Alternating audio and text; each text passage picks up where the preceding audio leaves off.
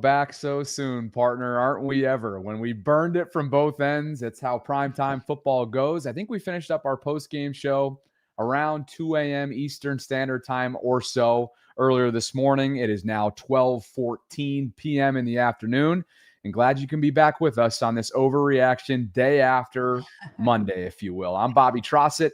This is my co-host and partner, Sarah Ellison, and today's live stream is, Sarah, brought to you by our newest brand sponsor, which we're super fired up to be partnering up with, and that is the folks at Gundry, Maryland. If you're not familiar and you're in the Maryland area, just know it's a state-of-the-art training and recreational facility based in the Owings Mills area, and there's a VAULTRON perk that we'll tell you more about in the coming minutes as we get this thing started. But you're going to get a free firearm rental with a lane purchase using promo code VAULT25. That does not include ammo. We'll tell you more about them in just a bit. Right around the corner from the Ravens facility, who, by the way, Sarah, probably not a fun day to be in that facility. If you're a member of the Ravens defense, as we all know, they dropped an excruciating one last night, 41-40, a shootout. They're on the wrong side of history in a number of ways, and we're going to get into all of that and more. National media pouring into this reaction.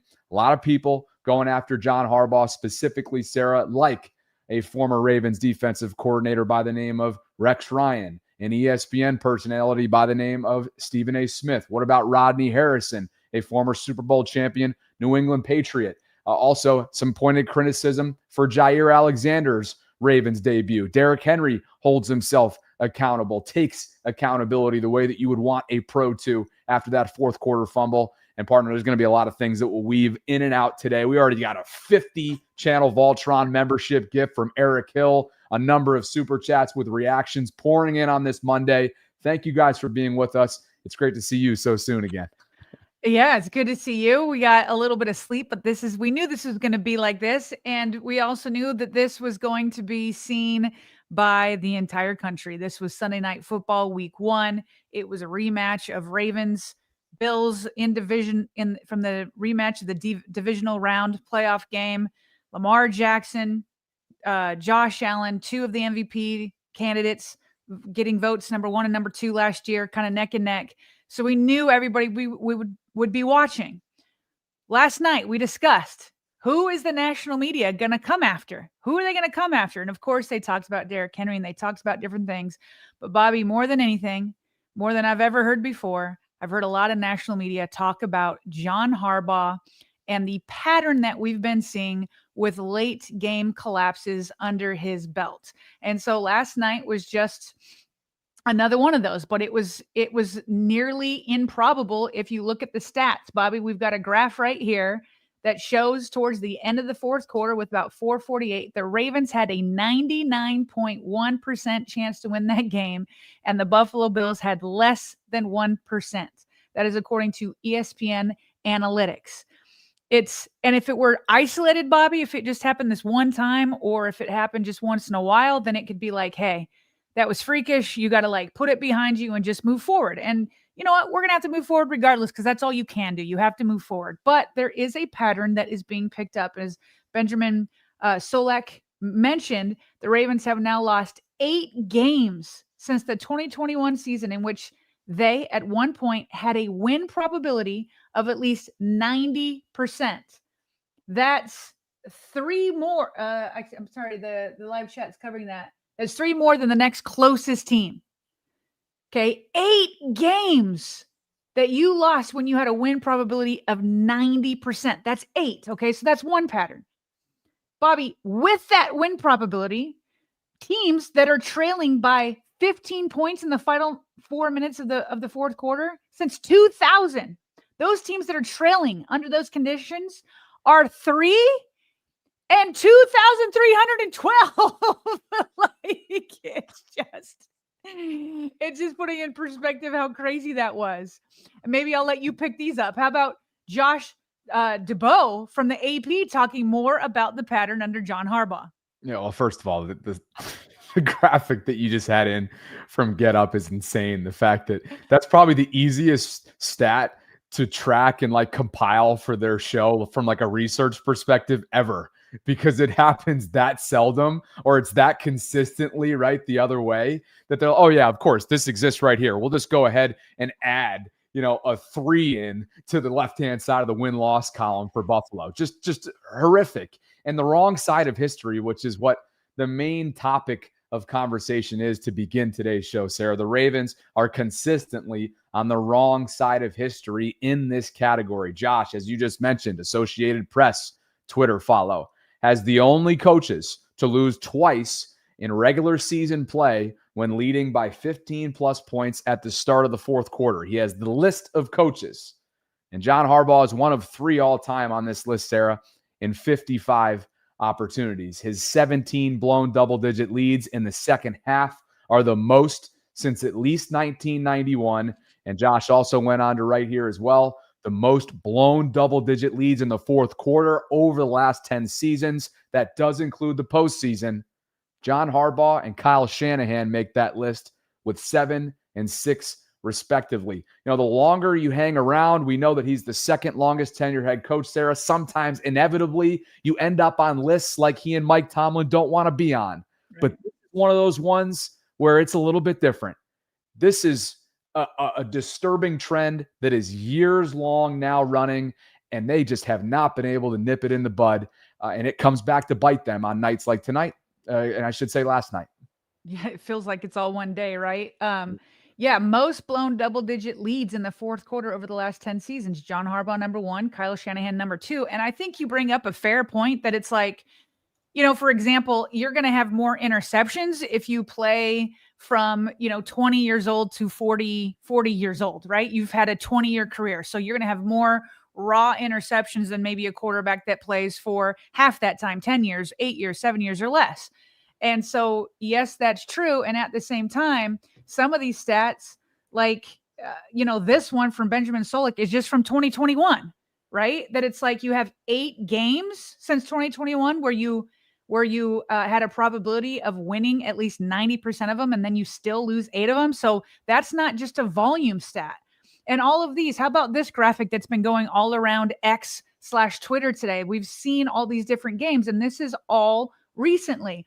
Ravens up 35-14 against Miami with 12:18 left in the game. Lose it. They're up 20-3 against Buffalo with about 13 seconds left in the second quarter. Lost it. They're up double points, 20-10 against New York in the fourth quarter with 6 minutes left. Lost it. You're up 19-10. Fourth quarter, 5:57 against Jacksonville. Lost it. You're up 10-0 against your division rival Pittsburgh Steelers in the second quarter with 3:16 left. Lost it. Then you're up 24-9 in the third quarter with 2:20 left against the Browns. You lost it. These are all recent games. This isn't just a volume stat. This is a pattern that's becoming clear as day. Yeah, unfortunately so. And Bo Smolka went even deeper here. Bo Smolka covers the Ravens as a beat writer for PressBox, and he used Pro Football Reference to screenshot all the blown leads in and outside of Baltimore, having to do with the Ravens, of course, since 2021 and I should say 2022. And when you look at this list, the overwhelming majority of these come in the 23, 24, and now 25 calendar year. Right. And so you think about the rosters that the 23, 24, and now 25 Ravens have been made up of. It's just littered with talent in all 3 phases of the game. And the fact that there are this many blown leads, it just tells you that something goes wrong with them systematically, whether it be psychologically, strategically, you name it, when it matters the most. And I don't know if again, I have no idea whether or not it's a psychological thing. We tried to spend all off season long, Sarah, trying to figure out that question when I bopped around from NFL event to NFL event in terms of what goes wrong for the Ravens in big games and big moments with their star and big players. And I don't think we've gotten down to that yet. But this graphic right here, if nothing else, suggests that something's got to give in the fourth quarter. And when you're trying to close out these games that you've utterly dominated. What was the statistic? Let me just remind myself what the yards per play ended up at. 8.6 yards per play. You lose the game, sir. You lose the time of possession battle by nearly 9 minutes. That's not Ravens football.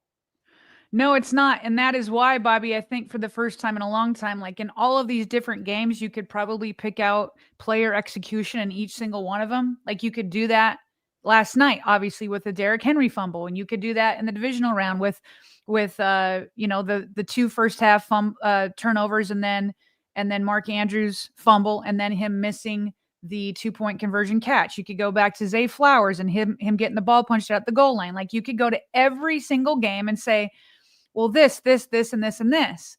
But when you look at a pattern overall, you have to go above player execution, in my view. Jeff Zrebeck posted yesterday on Twitter John Harbaugh's reaction when he was asked about a pattern of these late game losses. Harbaugh said, quote, "You got to make plays to get off the field, and you got to stay on the field." So he was talking about playmaking. But if you ask Rodney Harrison, you ask Stephen A. Smith, you ask Rex Ryan, they're starting to say, now hold on just a minute. It can't just be player execution when this keeps happening with various players over the years. And we'll start with Rodney Harrison on NBC Sports last night. At Coach Harbaugh, I'm looking at Coach Harbaugh, and he has to continue to emphasize finishing. And that's something that comes from the head coach. And this just cannot, they're too talented of a team. This is their Super Bowl window. They have an opportunity to do some special things. And when I see them falling short like this, it's just an undisciplined team. They get comfortable, and they just need that head coach to continue to put that pressure on them and say, guys, you can never get comfortable. I don't care if you have a 15-point lead. You got to continue to finish. And I think that comes from the head coach. And you had mentioned already this season, you felt like that had been some of their shortcomings, in particular in the playoffs, was some of those similar mistakes. Is that some of the same things you saw tonight? Yeah, it's just it's a mindset. Okay, whether you're up 15 points or not, you can never relax. You can never just say, Coach, okay, we're good. It's only 4 minutes left. You're playing against Josh Allen. You're playing against a team that's super explosive. They got an unbelievable quarterback that. They always believe that he can get it done, Coach. Also felt like the defense, they were doing the same thing, just conservative, cover two, no pressures, nothing exotic, no moving around. It was just a base defense. And once again, defensive coordinator Zach Orr, I think he's grown as a defensive coordinator, but he has to get better. He has to understand his personnel better, and he has to understand the opposing team's personnel better. All right, Sarah, you heard him right there. That's Rodney Harrison right there, two-time Super Bowl champion, right? Former New England Patriot. And Sarah, this is not the first time that Rodney has stuck his neck out there, if you will, with pointed criticism towards the coaching staff, and in this case, John Harbaugh in Baltimore. And just to sort of summarize what he had to say in this transcription, as I did on social, quote, "I'm looking at Coach Harbaugh," Rodney says. "He has to continue to emphasize finishing, and that's something that comes from the head coach. It's just an undisciplined team. They get comfortable. They just need that head coach to continue to put that pressure on them." He later went on to add, related to, of course, second-year defensive coordinator Zach Orr, quote, "I think he's grown as a DC, but he has to get better. He has to understand his personnel better, and he has to understand the opposing team's personnel better," and also kind of called it vanilla with that base defense towards the end of the game. What I clipped out was what we'll discuss on the second half of this show, and that is some pointed criticism towards Jaire Alexander and what was an underwhelming Ravens debut for him. Your reaction to the first piece of national reaction that we're about to kind of unfold here. I think it's fair. I think it's fair. When you have an MVP caliber quarterback like Lamar Jackson, and you have a future Hall of Famer like Derrick Henry, like there's only so many years that this can keep falling apart in the late games. And last night, you can't look at Lamar Jackson and say, oh, well, look what he did in the first half and he had 2 turnovers. You can't say, oh, well, look what he did with this bad pass over right here. Oh, but he fumbled the ball away. Like it was literally clean football from Lamar Jackson from start to finish. Obviously, Derrick Henry had the fumble, but there were also two defensive series and an offensive series after the fumble. After the fumble, there was still plenty of time to get things done and to maintain a lead or run out the clock or maybe even continue to gain a lead. And so there was so much time for stuff to still get done, and you didn't see in the adjustments. It felt like the Ravens went conservative on offense, and it felt like on defense, it was like, I don't even know, was that prevent defense? That was like, it was just not great. And you can see here that after the last 3 drives for the Ravens was a punt, 3 and out, gained just 6 yards, the fumble by Henry, and then another punt, 3 and out, and only gained 7 yards. And so it felt like the team went conservative. And so again, if this was an isolated incident, and this is just a one-time late game collapse, then I'd be like, yes, let's put it all on the players. And this is not to excuse the players, right? That's not to excuse Derrick Henry. He took responsibility himself. We'll talk about that later. It's not to excuse them, but it's not an isolated issue. And therefore, John Harbaugh and Zach Orr here by Rodney Harrison deserve to have the spotlight put on them, especially John Harbaugh, because it's not an isolated incident. Just for the audio only audience, Sarah, this is just a staggering statistic put forth and tallied up by Warren Sharp, friend of the show. We were happy to have him on earlier this offseason. 40 points on 8 drives is what Todd Monken and company put forth last night. Okay. That was the first 8 drives of the game. 410 yards were tallied up on those drives. And then to your point, the final 3 drives end up in 2 punts and a fumble. Derrick's, of course, being really the momentum shifting play that aided Buffalo what it needed at the time. And then, of course, that final 3 and out, the decision to punt 4th and 3. We now know that Lamar Jackson was cramping, as he shared with the media. A lot of folks were pointing at John Harbaugh for that decision. Ultimately, his superstar quarterback was running off the field, I would think grimacing, or maybe even telling him, whether it was body language telling him or actually telling him, I can't go right now. Make of that what you will. Ultimately, the head coach has to make a decision, Sarah, without 8 being able to be in there. As I said last night, what are you going to wildcat Derrick Henry? You're going to bring in Cooper Rush cold? What are your options there in that moment? So I have a hard time criticizing John Harbaugh for that specific decision to punt it away. Now, at the same time, we know what that means with that defense reeling the way that it was. And Josh Allen, Sarah, had a historic 4th quarter. So much so, he became the first player in NFL history to have 250-plus passing yards, 2+ rushing touchdowns in any single quarter of any single game. And what do you think he did that in? It was the 4th quarter. Yeah. Well, I want to get to the decision on the punt in just a minute, because Rex Ryan and the Get Up crew really get into that. So I'll reserve my thoughts on that. But I do want to get to Stephen A, because he's kind of on the same page with Rodney on NBC. And he also called out John Harbaugh for this pattern that we're seeing. About the collapse, at the end of the day, there's a couple of things that we have to say. Number one, the Baltimore Ravens defense ain't what we expected them to be. You're not losing this game if Derrick Henry doesn't fumble that football, okay? So that's a big loss. But we have to go to Coach John Harbaugh. He's a Super Bowl champion, is universally respected and recognized as one of the great coaches in the National Football League.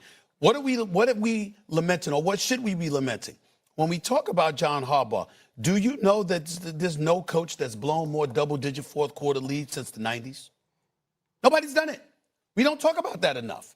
The fact of the matter is that this man, his team, in the 4th quarter, have been known to blow some 4th quarter leads, double-digit 4th quarter leads. Who would have thought we'd ever be able to point that out about John Harbaugh? But that is something that we have to talk about moving forward. I'm sorry. I mean, I'm just looking at it from that No, standpoint. you're right, because they're not finishing games. They're not finishing. And who do we put that on? Is it coaching? Is it the psyche of the team? Because the team also, I think, to your earlier point, has to be deflated, because this continuously keeps happening. And so she says, who do we blame? They're not finishing. And again, you can look at the tape, and we've done that for every single blown lead. We've said, here's what happened on the field. And you can't like excuse any turnover, anything like that. Players are professionals. They're paid professionals, all that kind of stuff. But how do you excuse John Harbaugh also? Do you know what I mean? Like, you can't excuse Derrick Henry for the fumble. You can put it in context of like the Ravens wouldn't even have had that big of a lead if it weren't for Derrick and Lamar and some of the other players. But you don't excuse it altogether. Derrick Henry doesn't even excuse himself. And at the same time, you can't just keep excusing the head coach also. The responsibility falls on him. If it keeps happening and you're not finishing games, you can't keep ignoring the head coach. You can't keep ignoring the game management. You can't keep ignoring going conservative. You can't keep doing that. And what Rex Ryan said, Bobby, this is a very good point, is you can't keep coaching your full team as if you still have the great defenses of the past. Listen to this. Punting that ball to Josh Allen, your defense had shown to that point they wouldn't be able to stop him. It felt like once they punted, the game was going to be over. That's what it felt like, and it was. That's how it used to be with Patrick, right? Everyone used to sit there and say, you never give the ball back to Patrick. Well, it's with all of the great quarterbacks. You don't punt it to Lamar in that situation. Totally. You don't punt it to Brady, and you don't punt it to the great ones. Let me put 8:21 on the screen. For whatever this is worth, 4th and 3, should the Ravens have tried to ice the game? That's the question the analytics say they should have. 8:21. The Ravens' win probability, if they go for it, is 81%, but the analytics suggest they should have gone for it. As Hembo points out, though, no team has gone for it on 4th down less frequently than the Ravens across the last 3 seasons. Really? That's what they do. And you would think with Derrick Henry, with Lamar Jackson, they would go for it. One play. They needed one play and a few yards with Lamar Jackson and Derrick Henry when they were gashing them throughout the course of the night, and they decided to punt. Now, I got to say this about the Ravens. Look, when you think of the Baltimore Ravens, historically, you think defense first. Right. Always. They still have that mentality. And the defense is not stepping up for them. That's one of the things. I'm just telling you, though. Where was the pass rush? That is interesting. That's it. But what he's saying is maybe to some degree they coach like they have that great defense with Ray Lewis and Ed Reed. And the reality is the strength of their team is now their offense and their quarterback. See, that's interesting. So we can talk about the 4th and 3 decision some more, but I didn't know that stat that Adam Schefter pointed out. Said no team has gone for it less on 4th down over the past 3 seasons than the Ravens. And so we can talk about the decision last night. We said it last night, like, okay, your quarterback has a cramp. I think it's fair. A lot of people are saying, call a timeout. Call a timeout and talk it through. How serious is this cramp? Can he go back out? Can Lamar look like he's going to keep it, but hands it off to Derrick Henry? I don't know. Cooper Rush doesn't seem like the greatest option either. But we knew, Bobby, you knew, I knew, we all knew if you punted it back, the defense wasn't going to stop him. And so again, if this was a one-time thing, we'd be like, okay, Lamar was cramping. But what Rex Ryan is saying, I think it rings true. If you are the team that's gone for it the least amount on 4th down over the last 3 seasons, then that does mean you're coaching as if you have a defense that's still great, but you don't. So the style has to change. The conservative play calling, and it doesn't matter what offensive coordinator it's been different coordinators, and they still become conservative with these leads. And so you have to remember now, okay, I don't have a Ray Lewis-led defense, so now I need to change and say, my strength is the offense. I'm not going to go for it the least amount on 4th down. I can't trust in my defense anymore. I've got to call a timeout, and I've got to figure this out, because if I put it back in the defense's hands, I know we're doomed. To answer Dan Orlovsky's question, Sarah, on the other side of the ball, there was very limited pass rush. He asked where the pass rush was. Yeah. We were searching for it all night, particularly in the second half, as this team was bleeding. It was a bleeding wound, partner. We talked about it right off the top. 28 second half points surrendered. It's just, that's not going to cut it.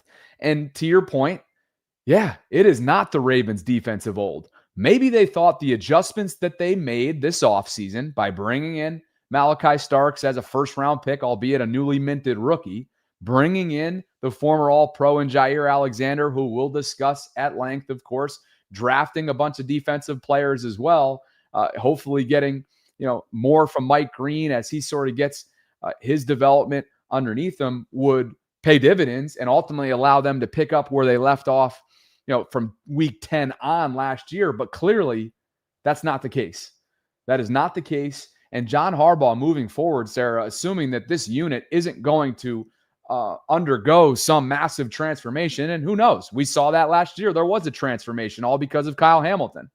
But assuming that's not happening overnight, he's going to have to shift his approach with how he coaches this team, because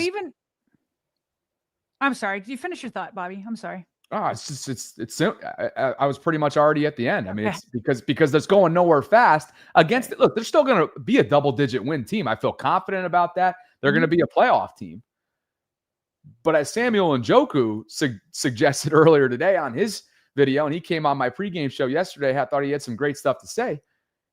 The Ravens are to not be trusted in big games like this. And that's the unfortunate truth, the harsh truth of the current makeup of their team, all three phases considered. Yeah, what I was just going to add to your point is that we both expect the defense to get better. It got better last year. I hope it doesn't take 10 weeks to get better, but I think we both expect it to be better. But even when it does improve, it's not going to be as good as Lamar and Derrick Henry. Yeah. It's not going to be as good as like what Zay Flowers was showing last night. It's just not going to be as good as that. So even when they do improve and they have to put their foot down, like John Harbaugh, Zach Orr, Chuck Pagano, all those defensive coaches are going to have to get in the lab and get this figured out and get it figured out quickly. When they do, still don't forget, it's your offense that's your bread and butter now. It's those two future Hall of Famers. And so you have to coach to them and not the other way around. Correct. Well said. And that brings us to our newest brand sponsor. A great partnership unfolds today and begins as the season commences. For those of you that are in the Baltimore area, maybe even in the Owings Mills area, right around the corner from one winning drive, Sarah, where you spent over a decade of your life commuting to, is a place called Gundry, Maryland. Let me tell you about them. They are a state-of-the-art training and recreational facility.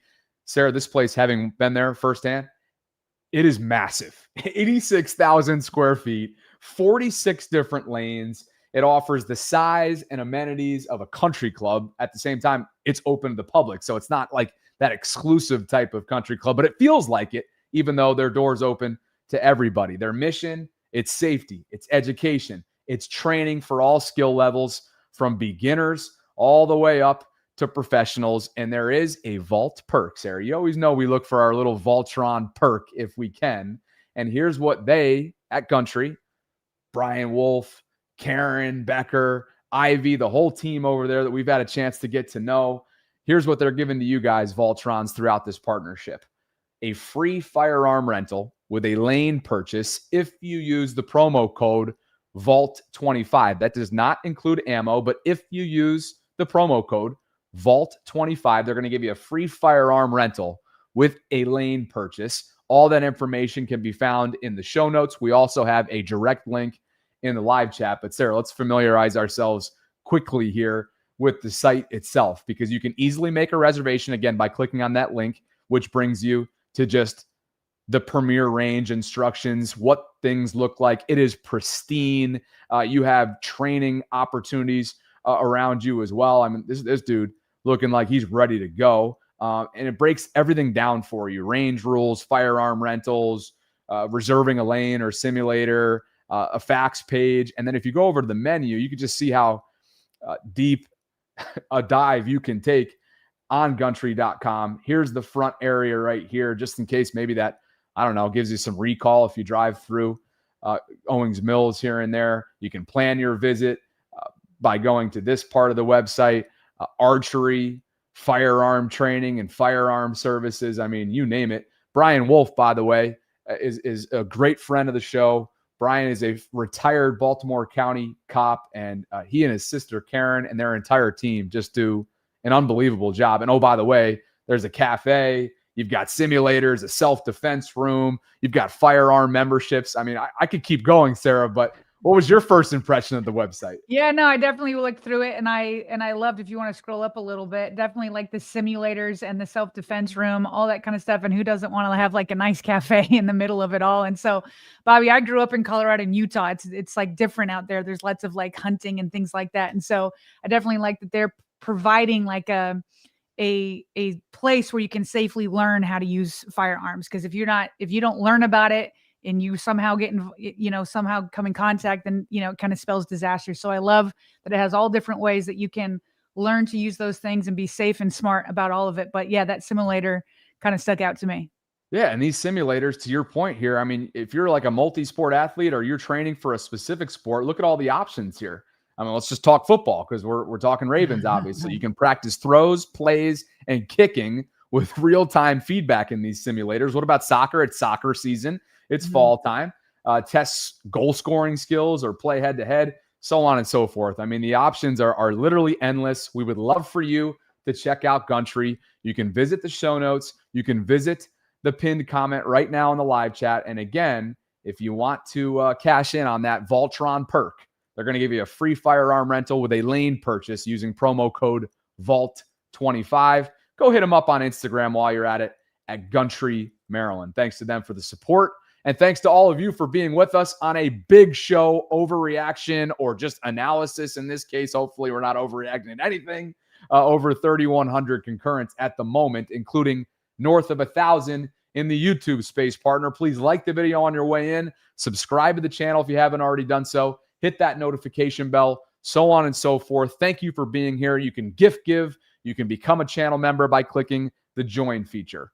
What should we do? We have 40 super chats right now, a ton of content. How do we want to handle today? I think we should rip through some of these super chats. Let's see how far we can go. We probably can't comment on every single one if there's 40, but I think we can rip through quite a number of them. And just ahead of time, let everybody know we appreciate every single super chat, whether it's 99 cents or some of the bigger ones. Everyone is appreciated. No kidding. This is out of order. I can see with Sod Blitz. This is already number 3. I don't know if we know where number 1 is. I'm not even seeing number 1 because they're sprinkled all throughout. So here it is. He's celebrating 6 months of channel membership. We'll do our best to populate these. I see number 2, so I'll get number 2 next for you.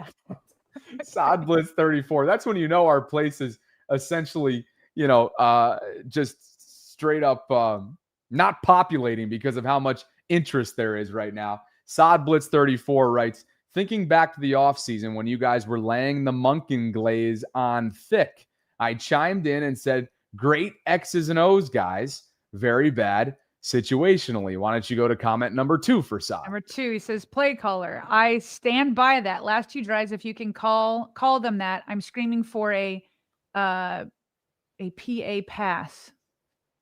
We get a reverse on 2nd and 9. The defense was, now we're back to number 3. No better. When it was time to pin our ears back, we decided to go into prevent and rush 3 or 4 guys. Prevent only prevents you from winning. And you can go number 4.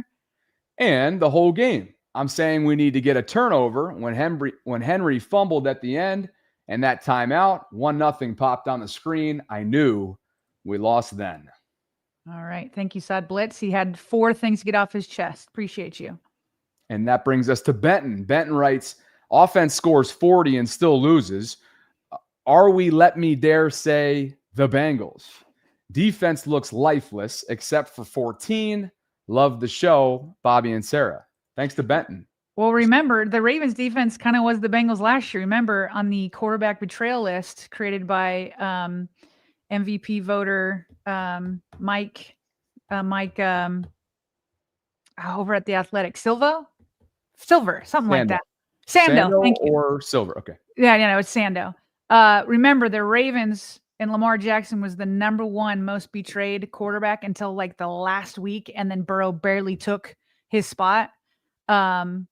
And so, yeah, the Ravens defense was, and special teams, it combines with special teams, but Ravens defense and special teams betrayed Lamar Jackson the 2nd most by the end of the season. So, yeah, they're right there with the Bengals, and they started out that way again this year. Brings us to Douglas H. Brown Sr. Appreciate you, DHB Sr., for being with us. He says, quote, running silent, believing for 19-1 PHP. And of course, that 20-0, Sarah, was short-lived. That hashtag that we used all those weeks leading into this one, unfortunately, short-lived. Lewis, Sarah, this one's for you. Need a mental break for the week, but until coaches changes his foot off the gas philosophy, this team will never win the big game again. Hashtag always bleed purple. And look at Lewis, always rocking his Vault gear as well. Thanks, Lewis. Eric Hill is in the building. And well prior to the show, including last night, he has just been dumping donations, generosity, and all of that and more well into this channel, which we appreciate. And Eric, I do owe you several Ma the Meatloafs. I guess since it hasn't been 24 hours yet, so hopefully you guys don't mind. But it's a 50 spot, meaning 50 subscribers within this community have become official channel members, thanks to Eric. So with that, Eric, happy Monday to you. Mata meatloaf for Eric Hill. And another one on top of that, Sarah. This one's for you. Eric continues, good morning/afternoon, everyone. In case no one tells you today that they love you, just know that I do. Hashtag 6K for LJ. Hashtag stop the 22 per day. Hashtag vault bucket hats. Hashtag VAULTRONs. Thanks, Eric. And Jack is celebrating 1 month of channel membership and writes, why didn't they attempt to draw the Bills off sides if we were going to punt on that last drive anyway? Worst case, we lose 5 yards and still punt. Deshaun Davis is celebrating 6 months of channel membership, Sarah. It's the same old Ravens. Nothing is changing. Stacked roster, and they all folded. Has to mean coaching, in my opinion. He says Zach Orr got to go. Lamar needs to go to a team that wins. I'm not trying to Lamar to leave. Let's just make some changes. Eric Hill is with us in his second channel, 2.0, if you will, Eric Hill, with a new profile photo and a completely new YouTube channel. I mean, he's got 2 Gmails, I think. At Bills Mafia, chill with that ish you talking about. I don't play with the suicidal jokes. We can trash talk all day, but not that. Chill. And he said a few other things that got him the boot a few moments ago. Gabe Caesar, and thanks for calling that out, Eric. Gabe Caesar, Sarah, this one's for you. Believing this defense or coach has been insanity. They'll have to have a heck of a year to change that trend. It's more than a narrative. 17 times is a trend. And Brian Walters chiming in. Really unfortunate that the Ravens had to perform a humiliation ritual 2 years in a row for our opener. Go to a rival's home who knocked us out the year before and lose by a toe and then by a point. It's been a heck of a start regular season openers-wise the last couple of years. Gabe also writes, hashtag Bobby Pew Pews today.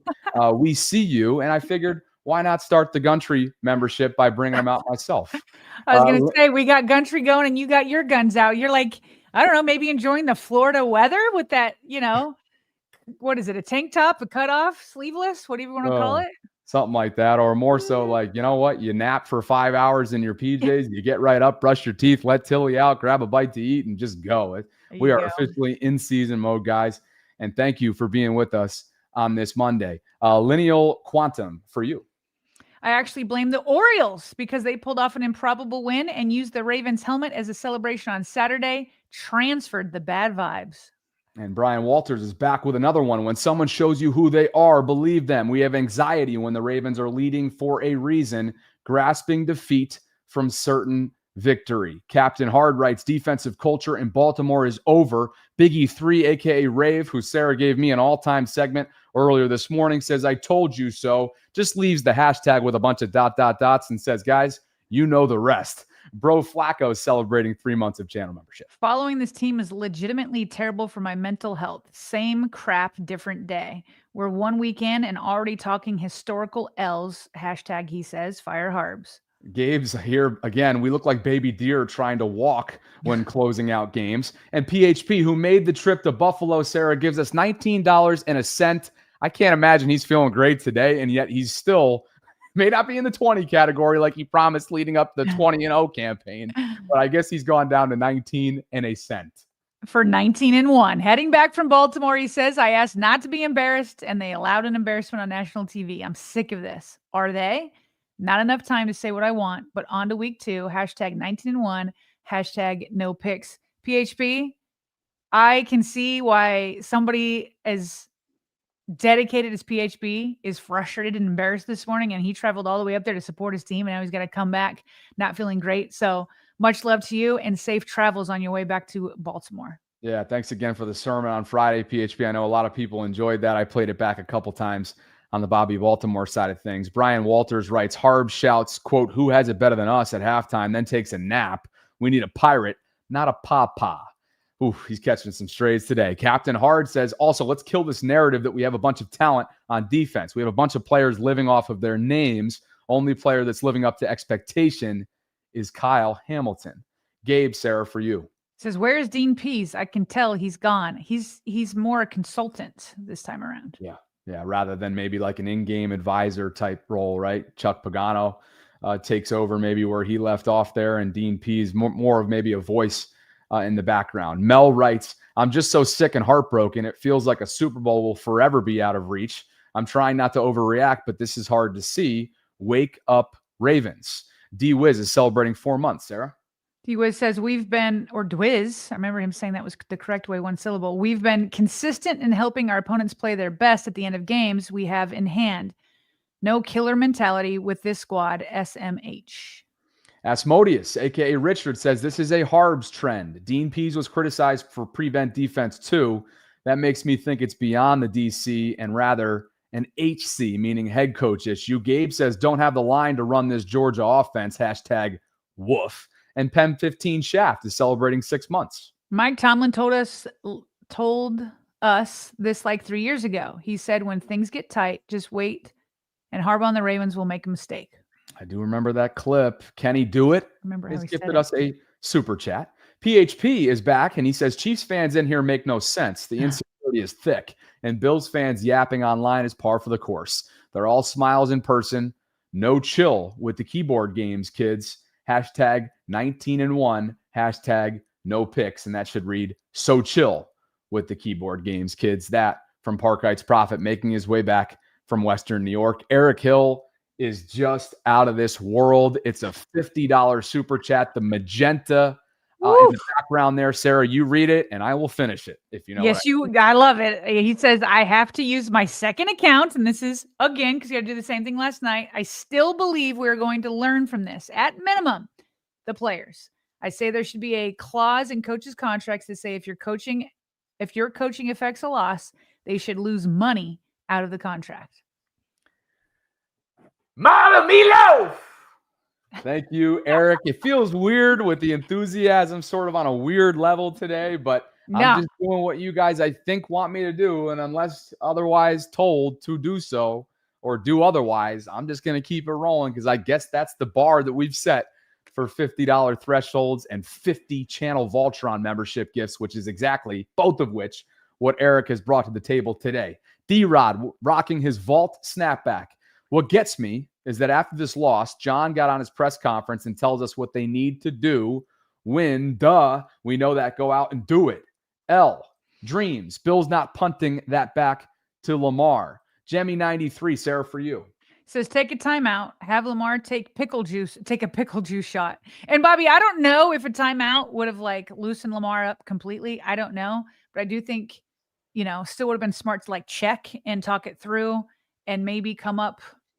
I don't know. I just wonder if I just knew that the defense wasn't going to stop him. So I don't know. Talk through the options. Sure. Gabe is back with another one. Front seven getting whooped. #row. #Mads. #too much money for this. OJ wants to defund the defense.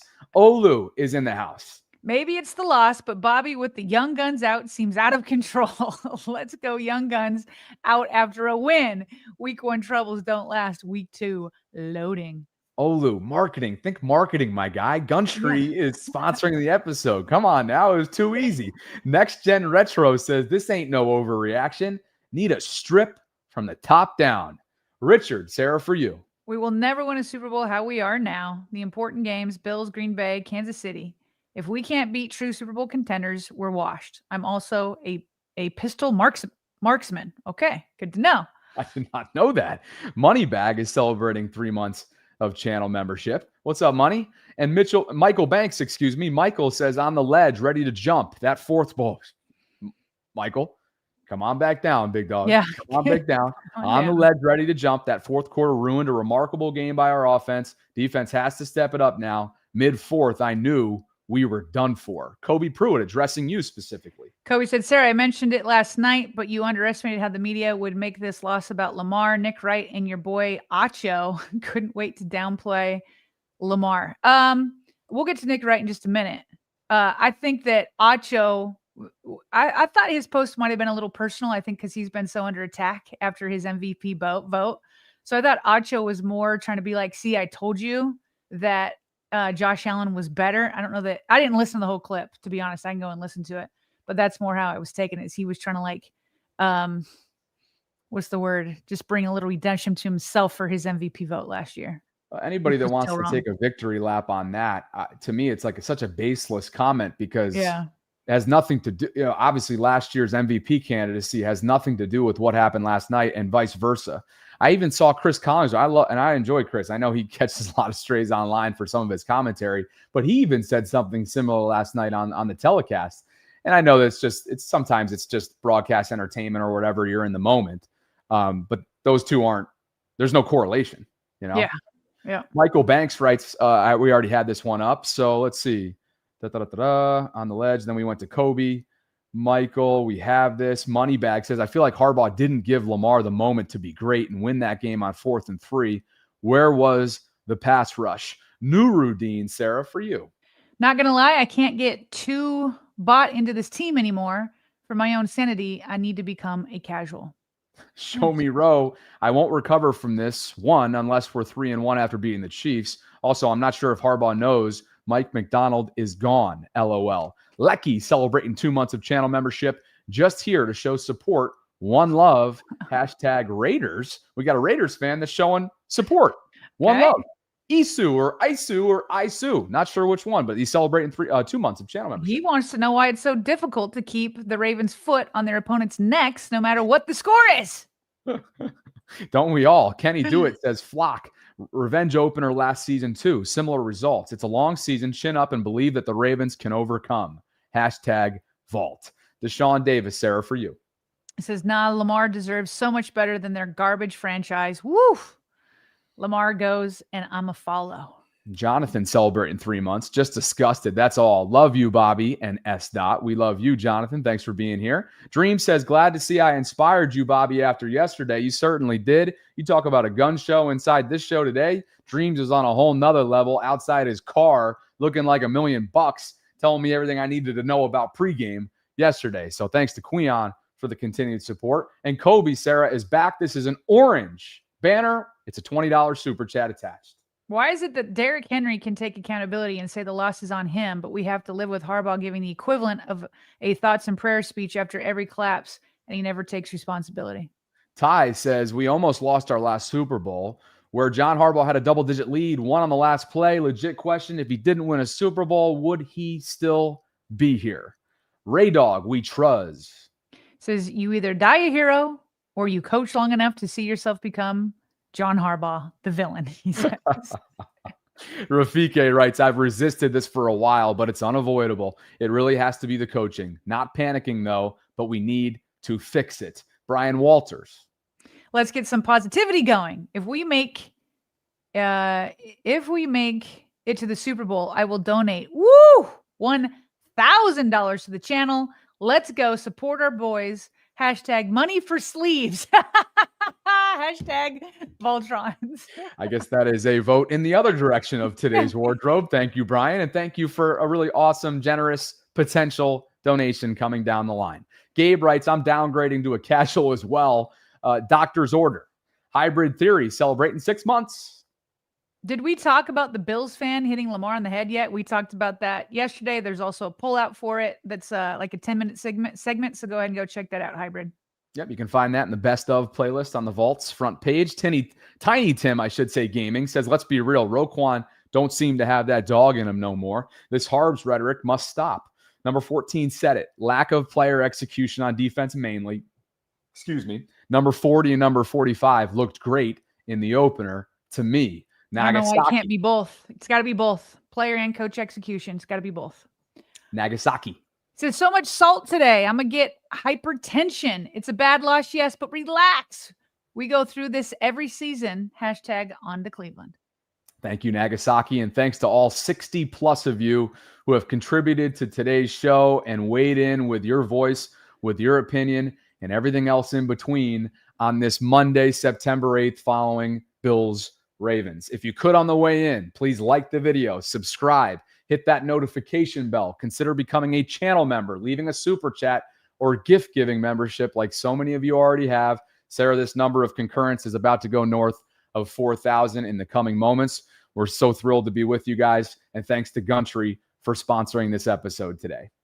Jaire Alexander, Sarah, caught a stray or two on social media following his Ravens debut, one that we wanted to discuss further and then kind of open up the conversation to just looking at his first game as a Raven from, and really as a whole, came from Rodney Harrison. He's on the Sunday Night Football telecast typically post-game coverage at the set with Tony Dungy, Jack Collingsworth, and he's a 2-time Super Bowl champion. So this guy is a stud, a former New England Patriot, was very outspoken, not only on Sunday night post-game about John Harbaugh and his staff, but also, again, Jaire Alexander, who I think kind of to many folks' surprise, after not practicing until a few days leading up to week 1 since August 9th, not only did he play, but he played a lot more than I would have thought.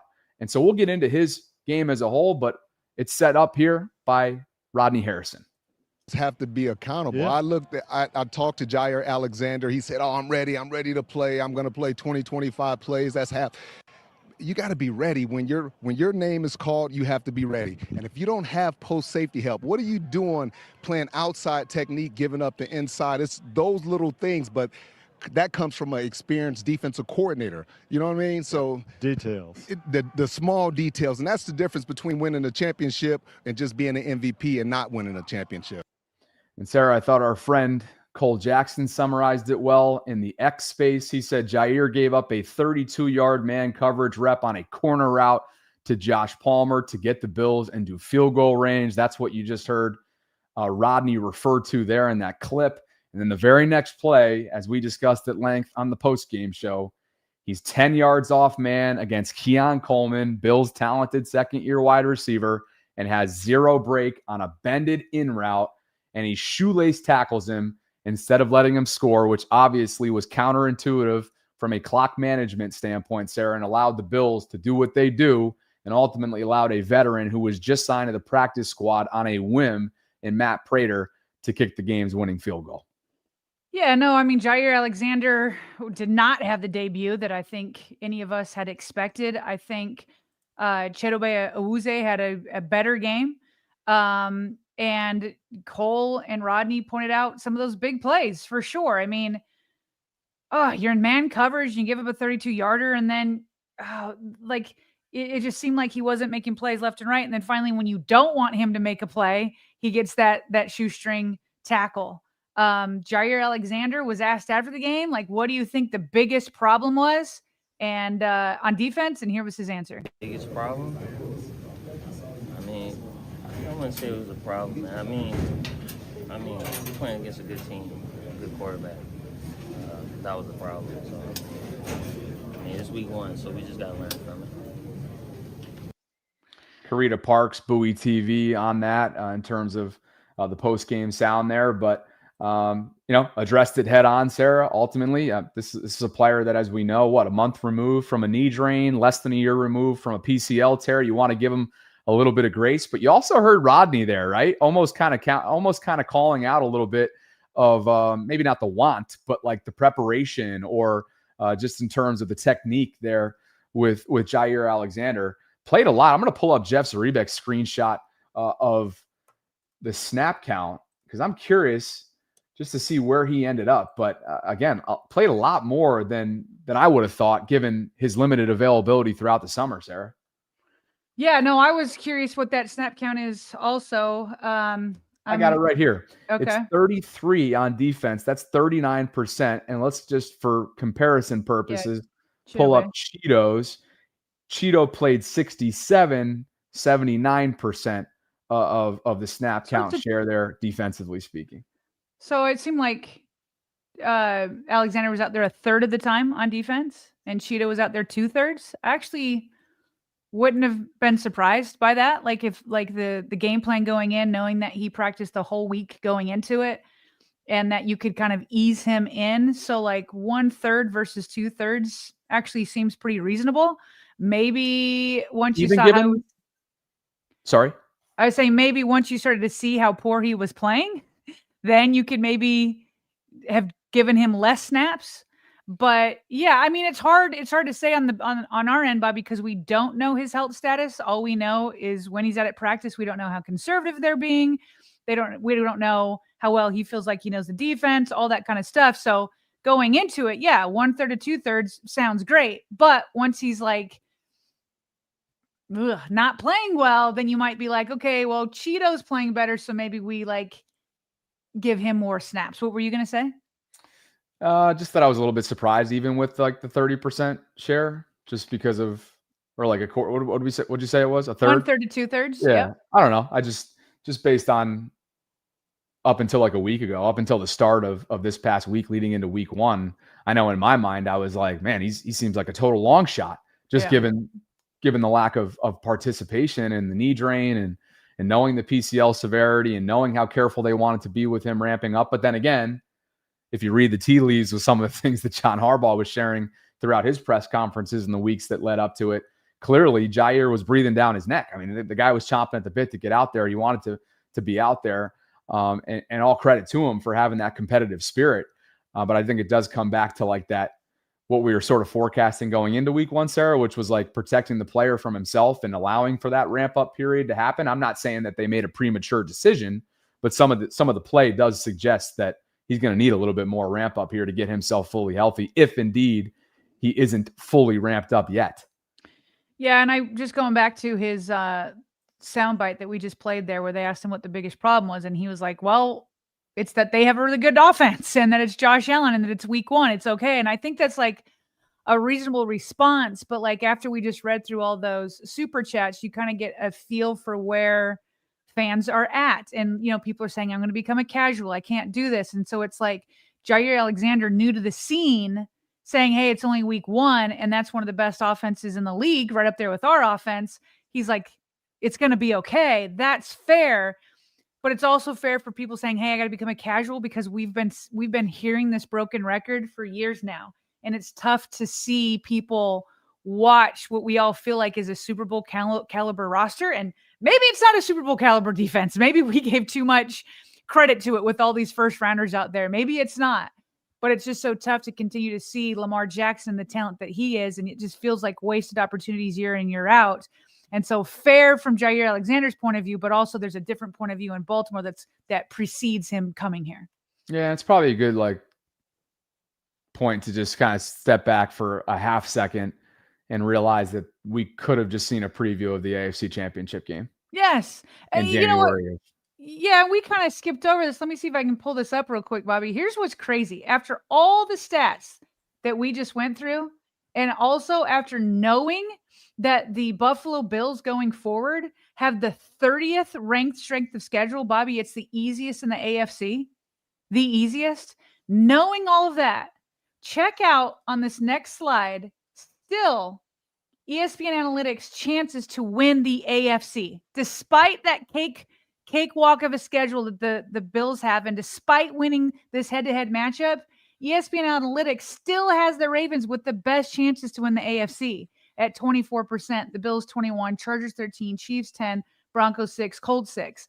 So that's what we got to like. That's what we got. Maybe this is the AFC Championship preview again. And maybe the Ravens do end up still winning the AFC. If ESPN Analytics is correct, then maybe they can still find a way. Hey, listen, if the Bills can find a way with a 0.9% win probability with just less than 5 minutes left, if they can find a way, the Ravens can also find a way, but it has to start now. It has to start with Cleveland. It has to continue with Detroit. And it has to continue with the Chiefs. If you can go on a 3-game win streak, then okay, you're feeling good again. You can see why these numbers are what they are. But it's crazy to me that the analytics still say the Ravens have the best chance to win the conference.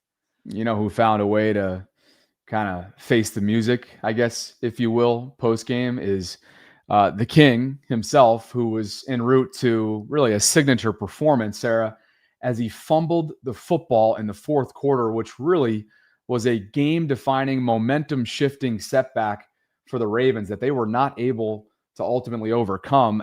It overshadows, it does, the fact that Derrick had one of his classic vintage performances, 18 carries, 169 yards, 2 touchdowns, a long of 49, was breaking records, right, in terms of all-time rushing touchdowns, surpassing the great and Hall of Famer Jim Brown. He had a catch as well for 13 yards, all kinds of yards after contact.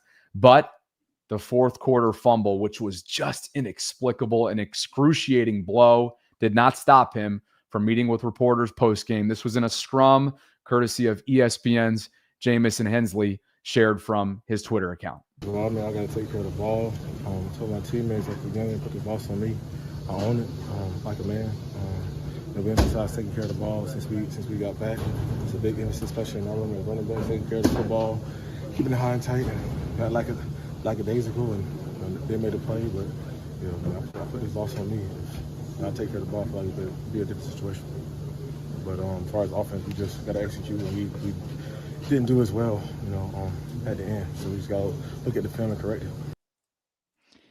I really respect Bobby, him showing up. This is what we talked about all offseason, really. Like, if you have a big impact on the end of the game, like, you should face the media, whether it's a positive impact or a negative impact. And Derrick Henry isn't the sole reason why the Ravens lost, but it's certainly, things changed on that fumble big time. Things changed big time. And so it certainly had an impact. And so we just talked about it. Like it doesn't matter who the player is. If you have that type of impact, you got to go and answer for it so your teammates aren't doing it for you. And so I really respect that from King Henry, showing leadership. He goes to his teammates and says, hey, go ahead and put the loss on me. Even though, Bobby, there's no way they even have a lead like that without him.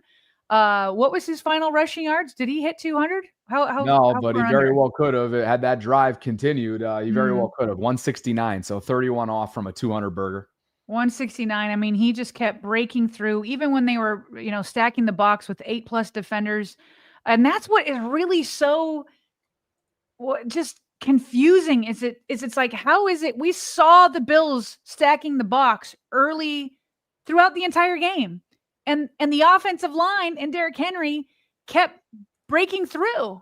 Like, there were holes there for Derrick Henry. Some he just ran over people, and other times the offensive line opened holes for him. So how that just stopped in the fourth quarter is beyond me. But nonetheless, if everybody does what Derrick Henry does and look themselves in the mirror and say, no, it wasn't that guy or that guy, it was me. That's the best way you solve problems, is everybody look at themselves in the mirror and point the finger back at them rather than somebody else. And that's really the best way forward at this point. And Derrick Henry is showing leadership by doing that himself. Totally agree. Quick hits. Well, one other thing real quick, just as because we're kind of getting some player reaction. We got Jaire Alexander. We got Derrick Henry. I do want to get one more from Kyle Hamilton. I played one from him last night, but there was another one that I really liked where he said at some point, our actions need to match our words. Talk about it all offseason, how we struggled last season in the beginning, and it's a new year, it's a new team, and then we come out and do that, and it's like we're saying the same things, or we're saying something different, but we're doing the same thing. So I don't know if it's something mentally that we got to get over, it's a mental block, but like I look up at the scoreboard when they're about to kick the field goal and it says they got like 400 passes or something about to throw up on the field. So it's something we got to get fixed. And I know they were in a 2-minute mode for pretty much most of the fourth quarter, but still, like, we had opportunities to get off the field. There you go. And so, Bobby, just one last question I want to pose to both of us, because this is what has been debated both on national media, and I'm seeing it among just like the Ravens Twitter local community fan base. Cordell Woodland, after the game, said this. He said, just a bad loss for Baltimore. No way around it. I don't want to hear the whole they beat themselves. No, they got beat. You have to play a full 60 minutes against these type of teams, and the Ravens didn't do it. Not a good showing from the defense tonight.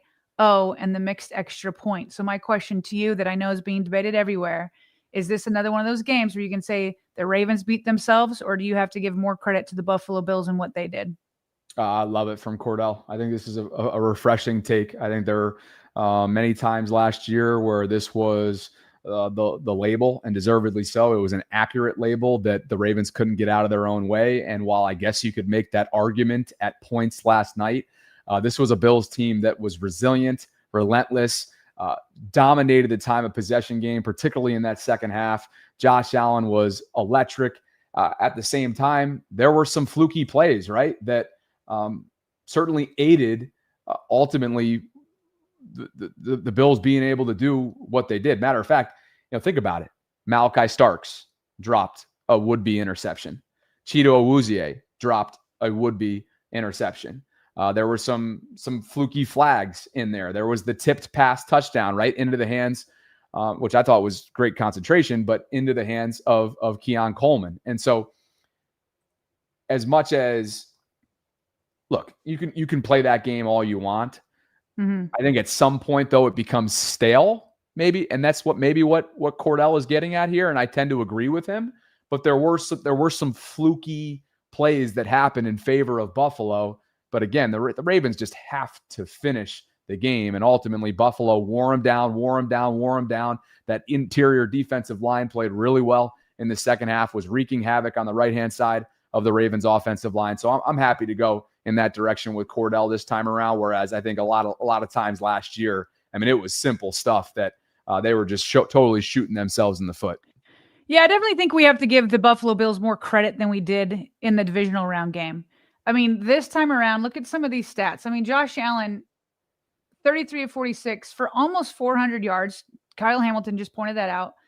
30 rush yards, 4 total touchdowns. Let's compare that to the divisional round and what he had to do. He didn't have to do anything because the Ravens started turning the ball over from the beginning. And so they didn't even need to take any risks. Last year, okay, Josh Allen went 16 of 22 for 127 yards, no passing touchdowns. He did have 2 rushing touchdowns, but he only had 20 yards rushing.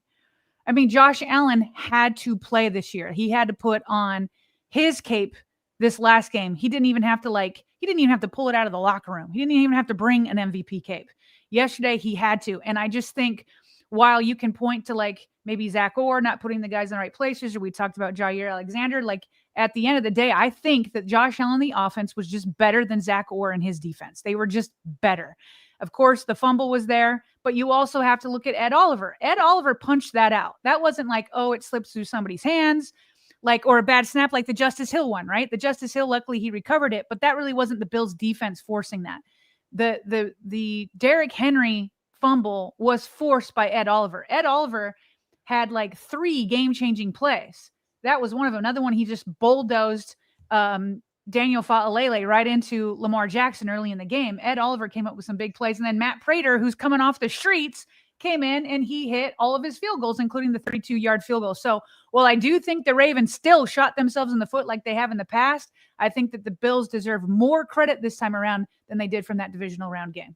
Yeah, I think that's super fair. And there is quite the dichotomy between the two, because it's easy to just pick up where you left off with that season-long trend last year, right? But sometimes you do have to tip the cap to, as much as that kind of sucks, to the opponent. And that was the case in the second half when the Ravens surrendered 28 points through 2 quarters to the Buffalo Bills and Josh Allen. Let's get to some quick hits. I see you pulling up Nick Wright's tweet that we referenced last night, maybe.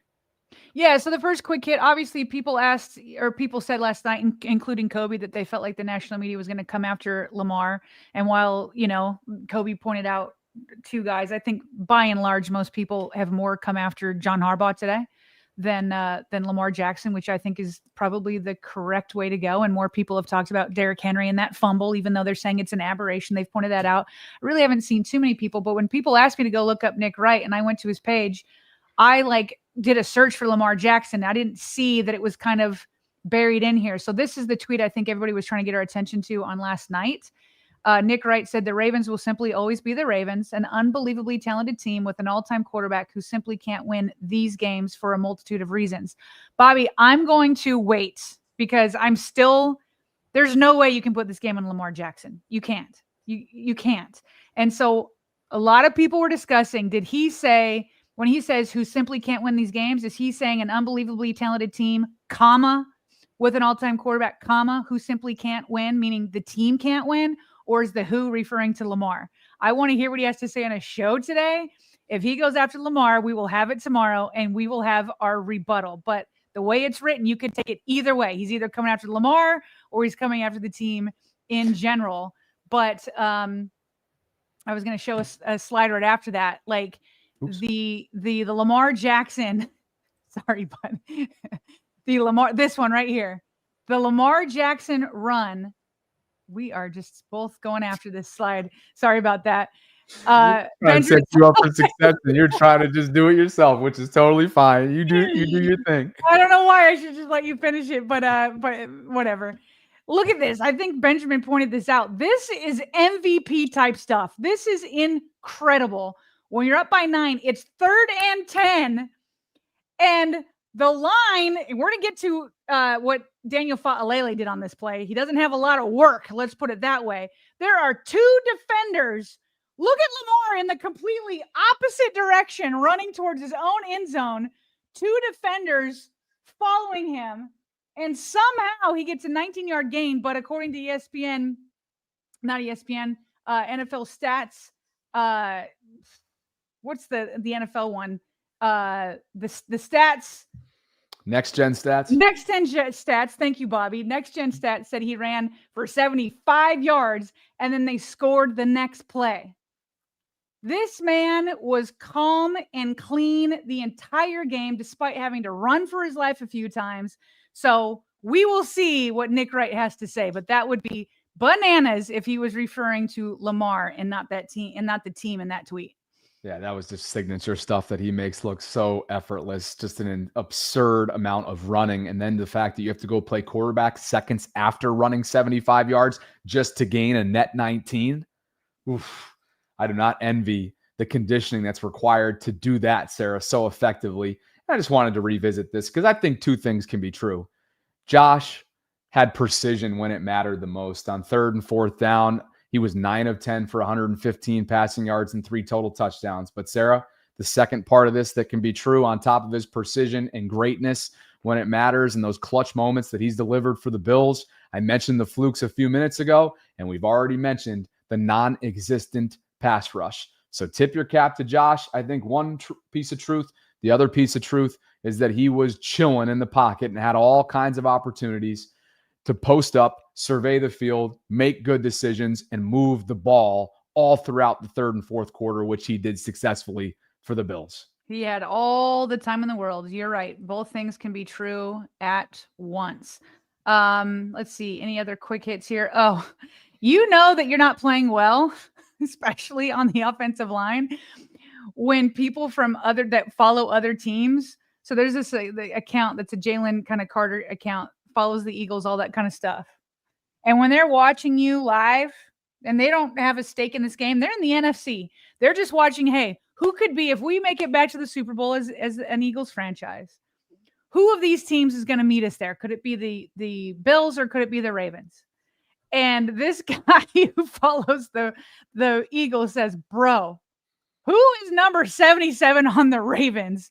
We've talked about it, Bobby. If you're an offensive lineman and you're being talked about, that's a bad sign. It's a worse sign when fans of other franchises are like, who is this guy?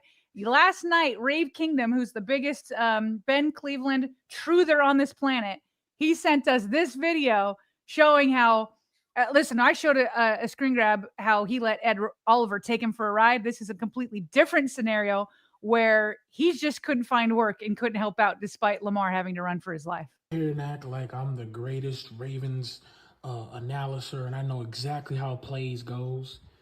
Daniel Falala, the person y'all have over my Ben Cleveland, right? Okay, cool. Pay attention to 77. Tell me, who did he block? This is the whole Daniel. Tell me. So we're going to do this one more time. Look at him. Let's do this one more time. Tell me who he blocked. Tell me who he blocking. Tell me. Someone inform me who he blocking. We can't help you. We can't help you, Rave Kingdom. We cannot inform you of these things. It looked like he got blocked a little bit and got put into a blender. That was a rough outing. You thought that was entertaining right there from him. Go check out like the last, 10 minutes or so of today's live stream on my channel. Rave had a little bit of a crashing out as a guest call-in. So there was a whole lot more of that, where that snippet that you just pulled in came from. And one more quick hit. It's an AFC North one. You pulled this one in. It's from Aaron Rodgers' press conference. Of course, he rematches with his former team where he spent the last couple seasons, Sarah, in the New York Jets. The Steelers get the W in his Pittsburgh debut. Cincinnati, by the way, while we're on the topic, beats Cleveland. Joe Flacco had absolutely no help. 2 of his pass catchers had deflections that wound up as interceptions, and Cleveland's kicker not only missed an extra point, but a field goal as well. That was a 1-score game, meaning a 1-point margin victory for Cincinnati. But as far as Pittsburgh's concerned, the Steelers go into MetLife, Sarah, into the Meadowlands, and take care of the Jets. And I will say, I'm not sure if you've watched this full press conference from start to finish like I have. They baited and tried to get something like this out of Aaron Rodgers that Mike Garafolo notes here at the end, which was, quote, "I was happy to beat everyone associated with the Jets." If you go back and listen to this press conference, he literally tried his darndest to be complimentary of them, never mentioned the Aaron Glenn saga where apparently he flew him in from the West Coast just to tell him, you're not the right fit for us here. We don't want you to play for us. We remember that whole spat that he talked about on the McAfee show. This is not a glaze session. This is simply the context of watching a full press conference. He really, my interpretation, did not mean anything by this. And the reporters tried their best to get it out of him. Ultimately, they got exactly what they wanted, and it ended up being a massive quote. Well, I appreciate that context because I did not see the whole thing, but I did see a clip. It wasn't just the written part, and he did seem quite satisfied, which I don't blame him. But he added a little bit more than that because he also felt like they said to him that you can't play anymore, right? And so he was like, I was happy to show them that I can, at least against them. So listen, he's the veteran of all veterans. He might be the oldest guy playing right now in the league. And so I hear you that they try to bait him. And ultimately he took the bait. He didn't have to. How many times did people try to get Lamar Jackson to talk about his contract? It was like nonstop. And he never gave into it. So anyway, just one person kind of pointed out that he was there. He did get paid. They did sign pretty much everybody that he wanted. Their coach got fired. Their GM got fired. And so he does sometimes give the impression that he was like terribly wronged and maybe like they didn't communicate it the best way, the way he wanted him to when he flew out there. Maybe they could have done that by phone and not have him fly out, but they did give him just about everything he asked for. And so, you know, it's always satisfying to beat your former team, especially if they don't bring you back. And it looked like he was open to going back. So I can appreciate that. But we just have to also put in that context that they gave him just about everything he asked for in order to succeed. They did. Yeah. The Jets built around him as much as possible, and I think he'd probably be the first to say that he under-delivered there. You go to the tape and you look. I was watching some Orlovsky breakdown of what Rodgers did as a Steeler in his debut. The numbers tell you one thing, and then the tape I think sort of backs that up. He's still got it. I think the Steelers are going to be a tough out. I'm not here to do a victory lap on my Rodgers offseason mountaintop that I've been standing on and catching all kinds of strays as a result. But I do think they're going to be a tough out. I get it. It could very well be the same old Jets. But quite frankly, I think Justin Fields looked really good yesterday. Yeah, and I did. could see them being a 9-10 win team as a ceiling this year. And then we'll see what happens from there on out. But I knew that was going to get some reaction. I don't even want to look at the live chat. Well, it seemed like you were taking a victory lap on Twitter yesterday. So that's why, okay, that's good to know that you're not doing a victory lap. You know, it's funny. I think people tried to put some words in my mouth on that one. When I said, you know, I was unsure why Ravens fans wrote the guy off when the Steelers acquired him. I think that was taken for like why they didn't celebrate him becoming a Steeler. Of course, I know why there wasn't a celebration. It's the freaking Steelers. I'm just saying, I think writing him off would be a little bit of a setup for potential letdown when I think they split their season series in the regular season, that is, with the Steelers when it's all said and done. But we'll see. Maybe I'll eat my words, or maybe I'll do a mini. Well, the story's not written, right? Like it was a great debut for him against the Jets, against his former team. So it had to be very satisfying for him. You also don't want to be like, okay, he's totally back because again, it was the Jets, right? And so you kind of like want to take it a game at a time. But nonetheless, where we stand on the AFC North here on this Monday morning is Bengals and Steelers are tied at 1-0 at the top. Bengals got that division win, so maybe that gives them the slight edge. And the Ravens and Browns are both 0-1. Ravens and Browns will meet next week. One of those two teams is going to be 1-1, and one of those two teams is going to be 0-2. Yep. And so it definitely needs to be the Ravens that don't repeat what they did last year, which is that after the tough Chiefs loss, they went and just bungled what should have been a for sure win against the Raiders. The Ravens, while the rest of us are going to be talking about it for a week, the Ravens, after today, they can check out film. They need to put it behind them, and they have to not repeat what they did last year. come back and get right at 500 with the Browns, and then get ready for that Detroit Lions team on Monday night.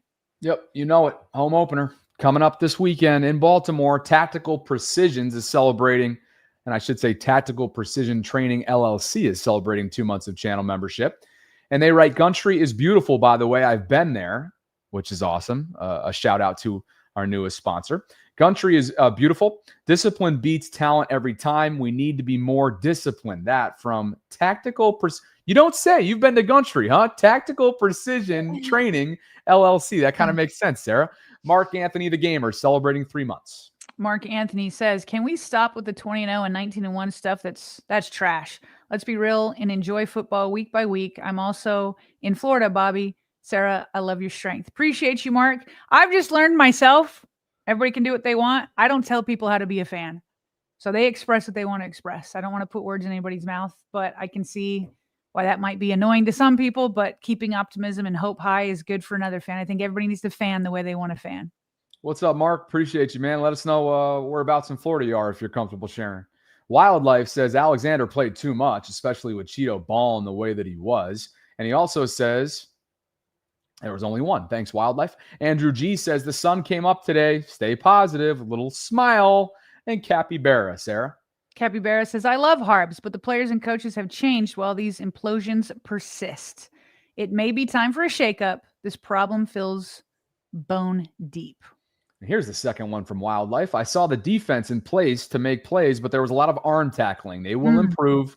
Let's not overreact. And Tiny Ooh, that Tim's one, Bobby, Roquan Smith and Marlon Humphrey were arm tackling. I think it was on James Cook. That was bad. That was bad. And then I think it was Wiggins who got him down right at the 1 yard line, something like that. Yeah, James was gashing him. And that's when you're kind of thinking to yourself, and that was a long of, gosh, what the heck was that long of? He only had 13 carries for 44 yards. So that must have been in the passing game, I think. Let's see. James yeah, maybe it was a check down. Yeah. 5 for 58, including a long of 51. So it must have been again, a 51-yard burst there from James Cook that really had you thinking, oh boy, this defense is really waning. Tiny Tim Gaming says JH clock management, yes, but doink or missed tackles, no. Kimberly Harmon celebrating 2 months. Much love, Bobby and Sarah. Love watching your live shows, and we love that you're here with us, Kimberly. Thank you. Yes, we do. Eric Hill says maxed out on both super chats. Hashtag I want to go to Gumtree. Let's go. Let's get you to Owings Mills and everybody to Owings Mills to say thank you and also cash in on the opportunity that exists right now for all Voltron. Sarah, Gumtree is our newest sponsor. And if you go check them out in Owings Mills, Maryland, and you tell them that we sent you, they're going to give you a free firearm rental with a lane purchase. You can go online and use promo code VAULT25. That does not include ammo. We thank them for the opportunity to get involved with the show. And Max Offit, Sarah. Says this was the exact same game as 2022 Dolphins. Haven't learned anything in 3 years. God King's in the house. We destroyed the Bills and the defense shot us in the foot. The offense can't do it on their own. The coaches must wear this. There's no way around it. Shane Burnett celebrating 1 month. I want to just say, Shane says that the defense has to be better. Losing a game with 40 points is crazy for a team that won a Super Bowl with Trent Dilfer. Hello. Follower of Christ, 365, celebrating 3 months. I have a theory. It's all scripted, and Ravens will be them in January. We'll beat them, I assume. This time, just watch. Kobe Pruitt. Kobe's back saying Ravens need to figure out the right side of their offensive line or get ready for heavy doses of Cooper Rush this year. Oh, don't put that in the air, Kobe, but I hear you. Captain Hard, top 3 teams in the AFC, has bad/okay defenses, but the difference between us, they make plays and cause turnovers or sacks when they need to. We just drop easy interceptions. It's no help from that side of the ball. Stat Padford. Starting Fa'alele over Ben Cleveland is really Harb's cardinal sin. Stat Padford. Cole Jackson just put up some pressures allowed. Fa'alele. There were 23 pass blocking snaps logged here, 11 of which are true pass sets. Fa'alele led the way with 2 pressures allowed. Voorhees had 1. Linderbaum, Stanley, and Rosengarten were clean. Shane Burnett is back, and he writes, it was then, I know, Ravens' identity is defense, though. JL Green. Hi, Bobby and Sarah. Everything that needed to be said has been said, so I won't pile on. I believe we can be both frustrated and hopeful. Well said. Thanks, James. Dev James 25 says we don't have the O-line to grind teams away without using Lamar's legs. Also, don't have the pass rush to disrupt quarterbacks in obvious pass situations. Godlike creations. I believe that neither Todd nor Orr is calling our offense and defense the way they want to. They're in that Harbaugh cocoon, different coordinators, but same play calling results. That's not a coincidence. God King, there's no excuse for that second quarter field goal. I assume it's the last second field goal there. That fa'ala, meaning fa'alele blocking clip is not funny. It's sad. Sean A, I believe that's how you pronounce it. Hopefully Sean E or Sean A. Let me know. Remind me. I'm sorry. It's been a minute, but this one's for you. I still cannot believe we were up until 2:30 a.m. Me neither, Sean A. I'm like, I don't know. I don't know what I'm running on, but I feel okay for now, but I have a feeling at like 7 or 8 p.m. I'm going to crash. Thanks for being with us, too. God King says, only thing can stop Lamar is his defense. That's sad. And G-Money88, I think it's safe to say we cannot look to defense anymore on this team, and coaching, spoiled by Ed Reed, Ray for years. Those times are over. Defense is there to cheer Lamar on, and that is it. And that is it with Super Chats. Over 4,600 on this Monday, including over 1,000 in the YouTube space. Please like the video on your way out. Subscribe to the channel if you haven't already done so. Hit that notification bell. Consider becoming a channel member or gift-giving membership, and you can get yourself a piece of Vault merch by visiting thevaultpod.com/shop, all of which can be found in the show notes below. We want to thank our patrons today, Mark Pankhurst and Chris Gagnon, for all the support that they give us through Patreon. Shout out you both for everything you guys do in that community. Patreon.com/RavensVault podcast is where you can learn more about how you can get more involved with the channel. Partner, anything else from you? 2:30, and I'll let you read this in a second. 2:30 is John Harbaugh's press conference. We'll have more on that coming up tomorrow. And here comes Kobe Pruitt, and there's others that follow him. Yeah, people are trying to get in their last second super chats.